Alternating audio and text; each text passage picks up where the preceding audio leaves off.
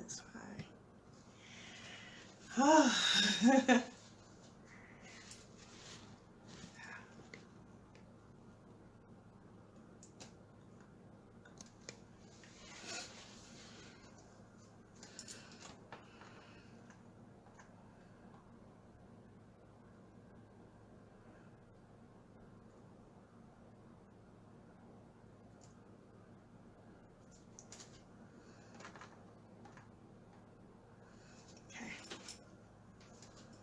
Good afternoon, everyone. Thanks for tuning in to the Dr. LaShonda Mays podcast show. It is 2 o'clock here in the Dallas, Texas area, but I am super excited about today. I know that I normally do it at a certain time, but I had such an amazing event, guys. That was really wonderful. I had to do some PR work and got that accomplished, and it was an exciting thing. But what I want to share with you today is more so a storytelling piece. I know sometimes people ask me, well, what is your story? How did you get in public speaking? What happened? What led you down that road to understanding and wanted to help people communicate better? I'm going to sit here and I'm going to tell you about my public story. If you don't know who I am again, my name is Dr. LaShonda Mays. Speak on purpose, ignite your fire to go higher. Let me share this fear to triumphant gift. My story about getting over the fear of public speaking. It all started back in college. You know, when some people go to college, they have a communication course they must take. We all have to take a communication course. I took this course and had to deliver a speech one day.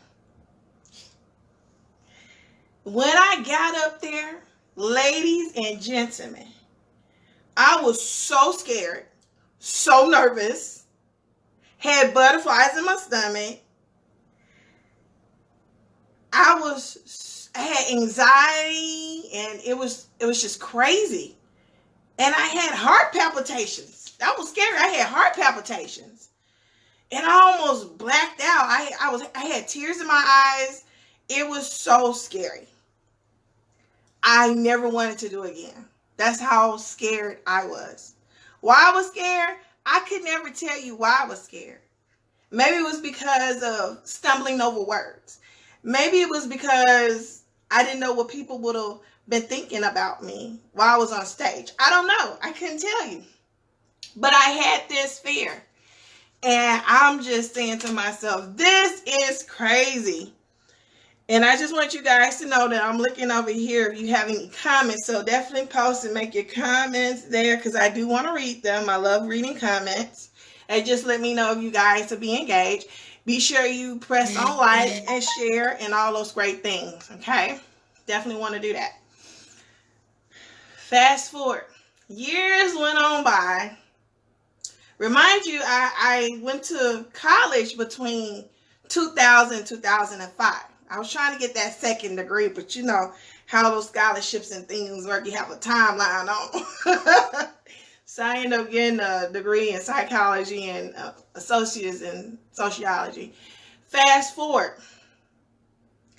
At this time now, I'm fully an adult, working, doing all these things. Fast forward was really 10 years ago.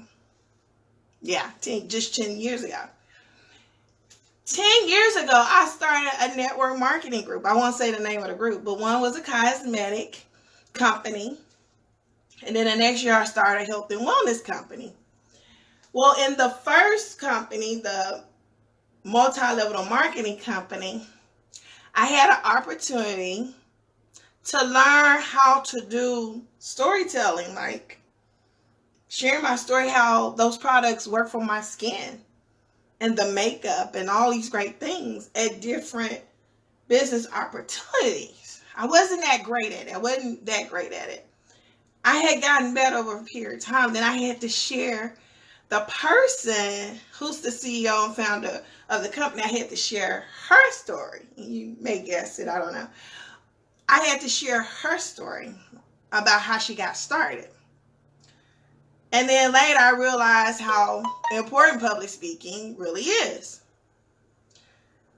Then I got into another multi-level marketing, like I said, a year later, to health and wellness. Now I'm really teaching people how to do a 30-second story about how these health and wellness products work for them.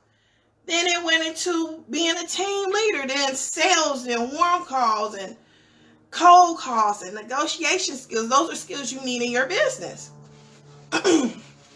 Especially if you're trying to get clients, you have to know those things. You have to know how to do persuasive speaking.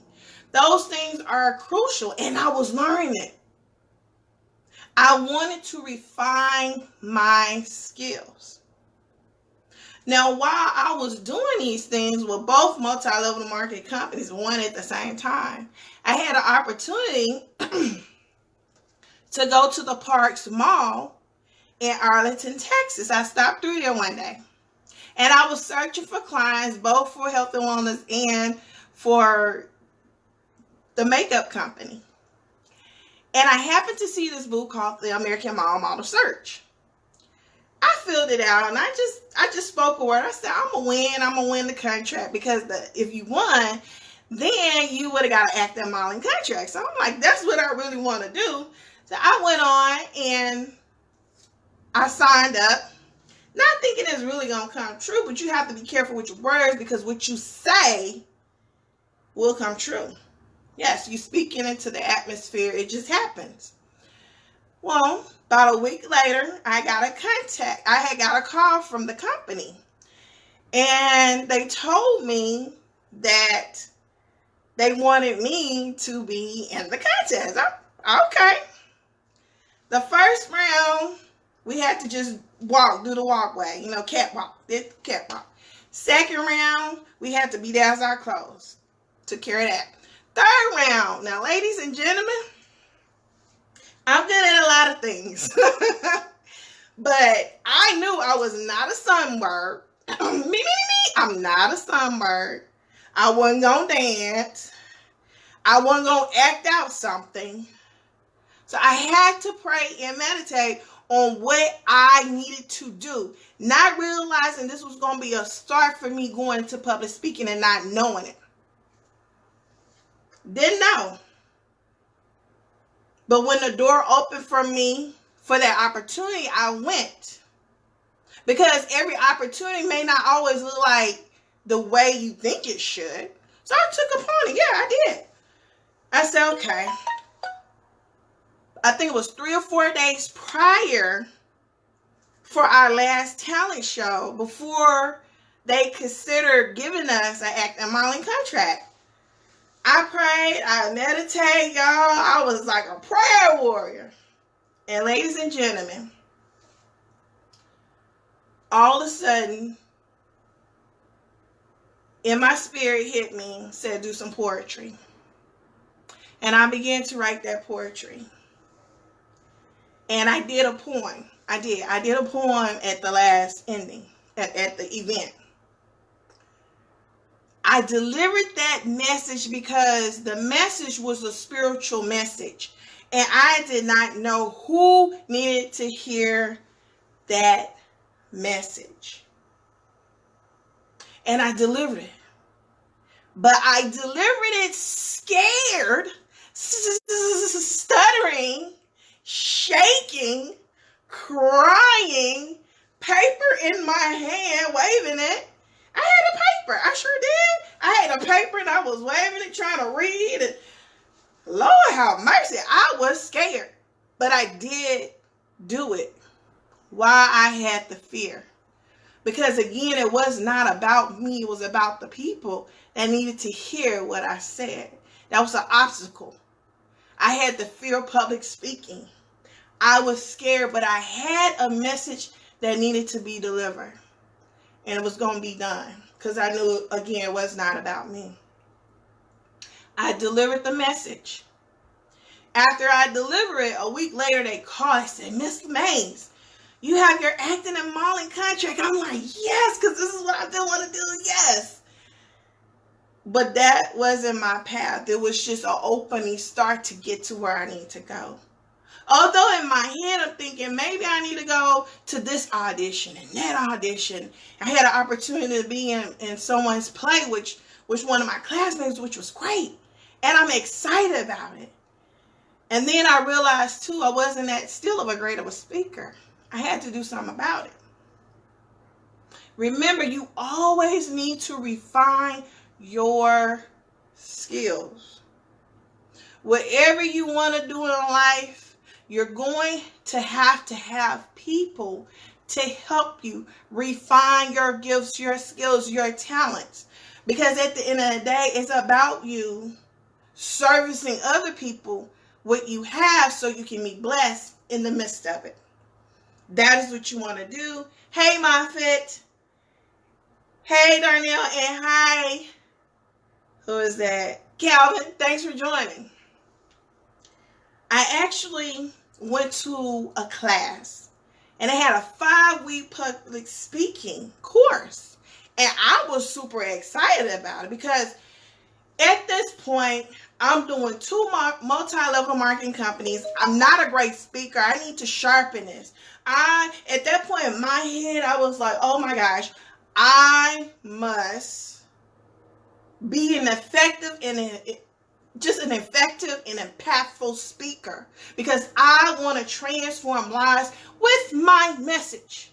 And that was something I was very adamant about. And I just decided that I was going to go ahead, take the course. I walked in with the mindset already that I was over the fear of public speaking. I was already over it because it's something I believe here and it was something I believe here. And when I was done after the 5 weeks, my classmates and my professor said, wow, you sound like a wonderful storyteller. We want to hear it with music. And they kind of got into my head like, okay, this is great. Because it's good feedback to know that I had grown so much in those 5 weeks. They said, hey, why don't you go over to Toastmasters? Go to Toastmasters. I said, okay. So within 2 weeks, not 2 weeks, about 2 months later, I decided I wanted to refine it some more. Because now I'm into showing myself approved in my skill and in my gift. I went on over, found a club. And the club I was at, they had open arms. They made me feel like I was already a part.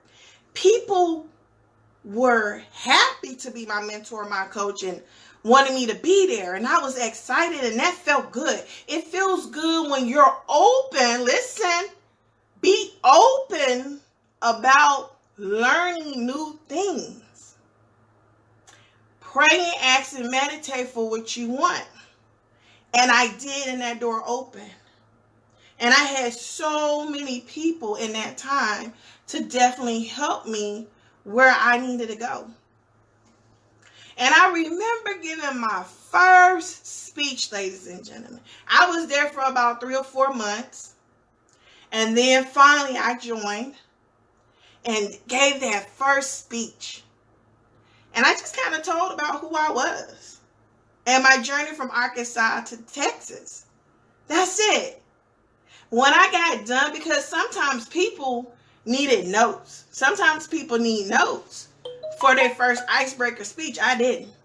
I was excited because I was at home and I practiced for hours and studied and watched myself on video like I'm doing with you guys now. I'm doing it through video. But I video it. I audio record it. I listen to myself. I made the necessary corrections again to refine what my skills, gifts, and talents were. I had to refine it because I was serious at this point. I delivered the message. I was a jack out of the box. I loved it. But let me tell you about obstacle number 2. Another obstacle came up.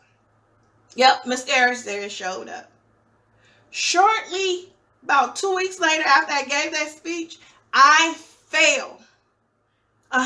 Yes, you heard me. I fell on the restroom floor at my job. I was helping a kid back into the room. If you guys didn't know, I work in special education, and at that time, I was working in an autism classroom. And I was helping a student back in, and remind you, it was raining outside, and you would think, after walking over some carpet, my shoes would have been dry. Well, it wasn't. I slipped and fell on both of my knees and hands. I ended up having 2 knee contusion and hand and wrist arm sprain with my right hand. This is my dominant hand. This is the hand I write with. This is the hand I draw pictures. This is the hand I write my speeches with. I thought my life was over. I cried. I was upset. I was at the doctor's office. I'm like, oh my gosh, it's over. And I prayed and meditate again, because that's what I do. And then my spirit self said, you use your voice recording on your phone. You use your camera. You use speech to text notes. You speak it out so it can text for you. And guess what? That's what I did. I had to transition, right? I had to reposition myself, because I couldn't write with this hand for 6 months. I got speeches to deliver. I learned how to write with my left, so now I'm even-handed. I know how to write with both now, because I had to reposition. I never forgot the goal of accomplishing my DTM as a Toastmaster, but I had to reposition myself, because temporarily I couldn't write with this hand, but I wrote with this hand. And then I used different tools and gadgets that helped me write those speeches. I want you to understand that. Listening to what I'm saying, do not dismiss your goal or what you want to do. Take a look at it, rewrite it. Write the vision, make it plain. And sometimes we need to rewrite it. Not get rid of the goal, but rewrite your strategies, your methodologies, or execution dates. Some of those things have to change in order to go to the next level. And I did just that. I still accomplished what I had to. It didn't matter, because guess what? I had a split on this hand. I couldn't wear my heels anymore. I had to wear flats because my knees was torn up. Had to go to physical therapy, occupational therapy. And I still showed up in Toastmasters. Because, again, my gift of public speaking was important, and I don't take that lightly. That's why I'm so dedicated to helping people. Moving forward. A couple of months later, my car clutch went out on me. I almost had a wreck. I did. Only thing I can tell you, I was driving down. I left a Toastmaster meeting at Plano, and I got on the service road to George Bush. My clutch went out, and I tell you, by the grace of God, okay, went through all of those lights, ladies and gentlemen, and my car stopped in front of an apartment building, apartment away from my apartment, and I was safe. But then there was another adversary that showed up. But again, I had to reposition myself, because at that point, I had to ride the bus to my meetings or ask for a ride to get there. But no matter what happened to me, I continued the journey. I showed up. I still showed up. Because sometimes you want things so bad, you do what is necessary. Not that it shouldn't hurt anybody else, but you should do what is necessary to get to the next level. And eventually I ended up getting another car. But I kept the journey because I was serious about it. I had so many good coaches and mentors in my space to help me. If there was an opportunity to do a speech, to be the timer, to be the evaluator, to be the Toastmaster of the day, whatever role they needed me, they made sure I was on there. See, it's very important that you find people that got your back, that's going to surround you and say, hey, Sean, this is an opportunity. Here you go. Whether it was in the club, in our district, or wherever we were, it did not matter. I had great people to help me. And that's why it's important when you build a team, not saying they have to be perfect, but a solid team.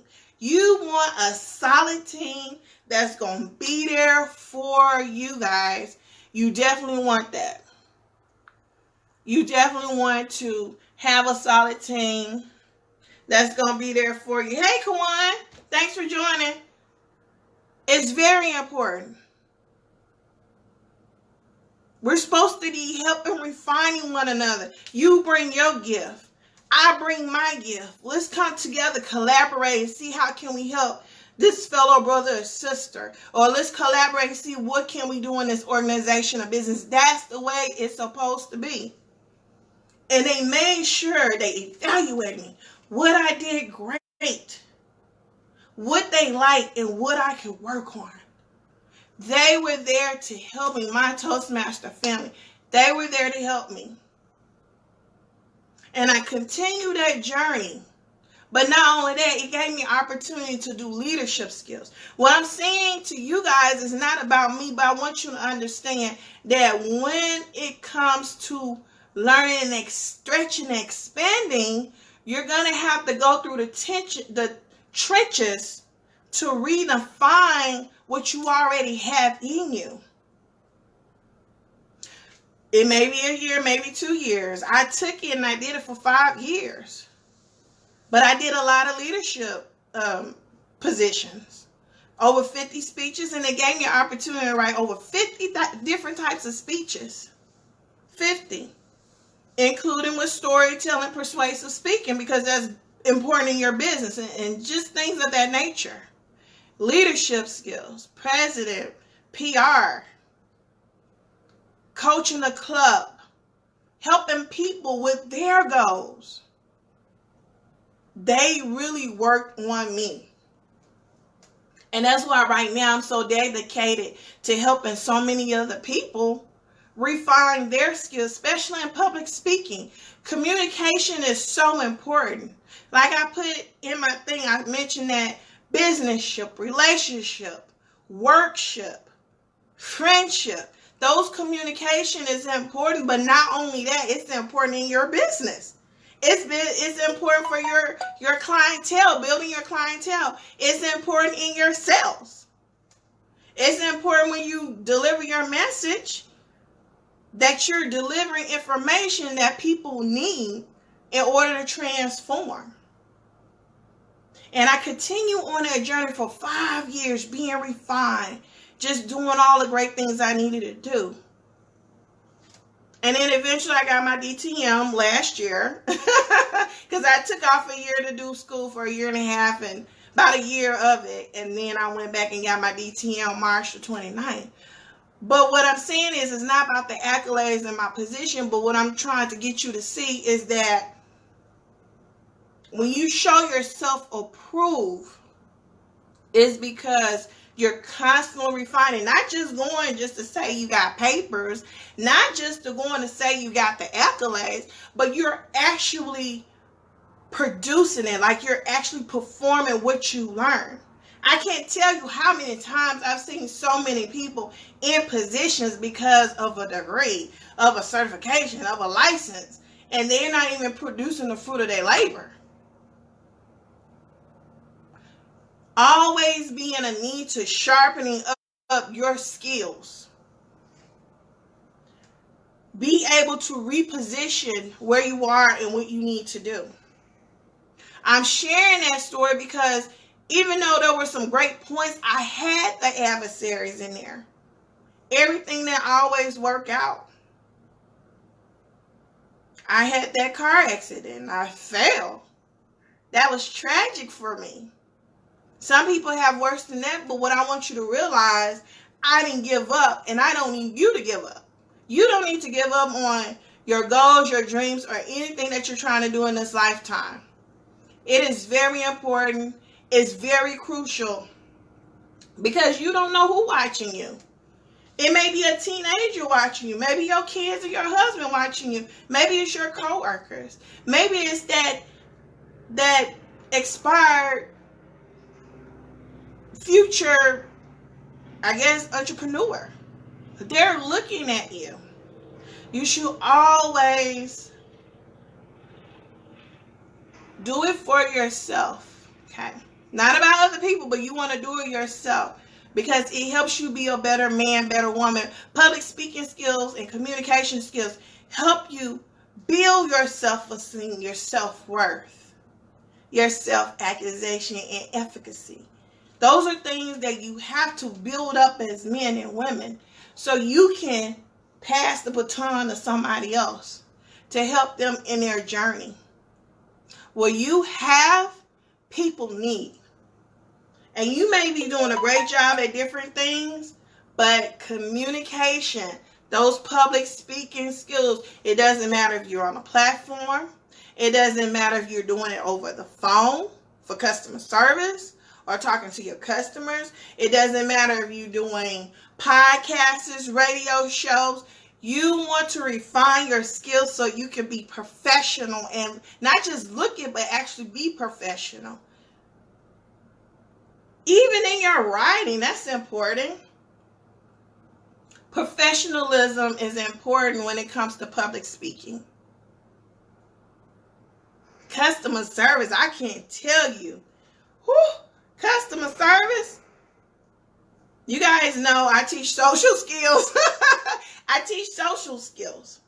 Public speaking has to also deal with social skills, your mental, your social, your emotional skills. Public speaking is just not talking, but it deals with all those things. You can't take away from all those things. Hey, Mom, thanks for joining. I just want to help you guys because I've had people to come to me and say, well, Shonda, I'm having problems with fear of public speaking, or I can't really compose my speech. Or I'm speaking right now, I need create some other revenues and things. What I'm going to do for you, I am definitely going to give you a free event to show up on July the 18th. I'm doing a free Speak on Purpose and Make Money. Because right now in the COVID, some of us has lost that platform or being on people's stages. And now you got to transition over into online or virtual, and some people not feeling it or they don't know how. Those are things that I'm going to help you with. But then it may be somebody else that may say, you know what, I just want to present my information better. I'm going to help you with that. And believe it or not, social anxiety is very high when it comes to public speaking. It's like an 84-85% between men and women. It's higher with men than it is with women. Yeah. But that's a phobia. People have speaking phobia. Some people have language disabilities and disorders. Sometimes it's communication. It's also about what we're thinking here. Active listening skills. It has a lot of combination of things that's put together, because people think of public speaking as just speaking. No. Active listening. Active listening. Composing your information. Understanding what your audience needs. Making eye contact. Your tone, your volume. It's a lot of things. And I actually have courses built so you guys can have those things to refine what you're having right now. So I just want to extend that to you. I'm going to make sure that I put that event, July 11th, Speak on Purpose and Make Money. I'm going to give you some tools and strategy. If you watched my video from last week, I talked about some of the different programs that I use and tools. But I'm going to get ready and get out of here. I hope this motivates you, encourage you. We all have stories. Your story is important. You should be sharing that. Even if you're not a public speaker or have a business, share your story anyway. Let me show you how. Let me show you how to do your presentations for your job or for your events. Those are things I definitely want people to shine, if they'll let me shine, help them shine. I want to work with you. Okay. I have a podcast on Anchor, Dr. LaShonda May's podcast. Okay. This will be a podcast and video when we get done. Okay. I'm going to get ready to get out of here. I'm going to send that if you just want to do a 15 minutes free session just to talk about some things. I'm going to put Calendly in there. Click on it. Sign up. I am available to help you guys. Okay. I'm going to get ready and get out of here. Stay blessed. Remember, speak on purpose to ignite your fire to go higher.